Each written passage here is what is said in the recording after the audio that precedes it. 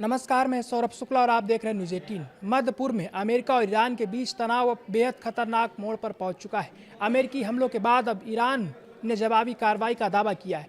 Iran की IRGC का कहना है कि उसने कुवैत, बहरीन और जॉर्डन में अमेरिकी हितों और सैन्य ठिकानों को निशाना बनाया है। दूसरी ओर जॉर्डन और कुवैत ने मिसाइलों को इंटरसेप्ट करने का दावा किया है। हालांकि इन दावों की स्वतंत्र पुष्टि नहीं हुई है। आखिर इस पूरे घटनाक्रम का मतलब क्या है और आगे हालात किस दिशा में जा सकते हैं? मध्य पूर्व एक बार फिर युद्ध की आग में सुलग रहा है। अमेरिका और ईरान के बीच जारी सैन्य टकराव अब कई देशों तक फैलता दिखाई दे रहा है। अमेरिका की ओर से ईरान के कई सैन्य ठिकानों पर बड़े पैमाने पर हमले किए गए।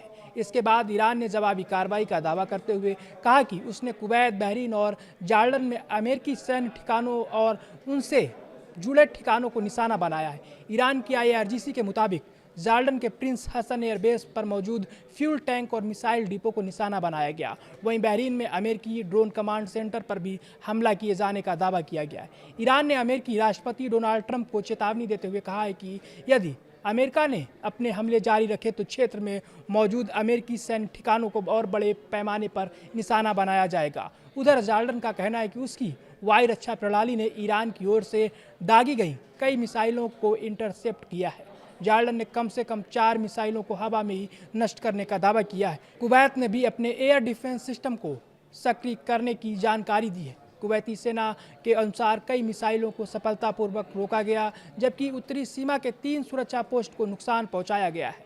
इसके अलावा एक ड्रोन हमले में कुवैत ऑयल कंपनी के ऑफशोर ड्रिलिंग प्लेटफॉर्म पर भी नुकसान हुआ और एक कर्मचारी घायल हो गया है। इस बीच अमेरिकी मीडिया रिपोर्ट्स के मुताबिक अमेरिकी सेना ने पिछले 3 दिनों में 300 से अधिक सैन्य ठिकानों को निशाना बनाया है।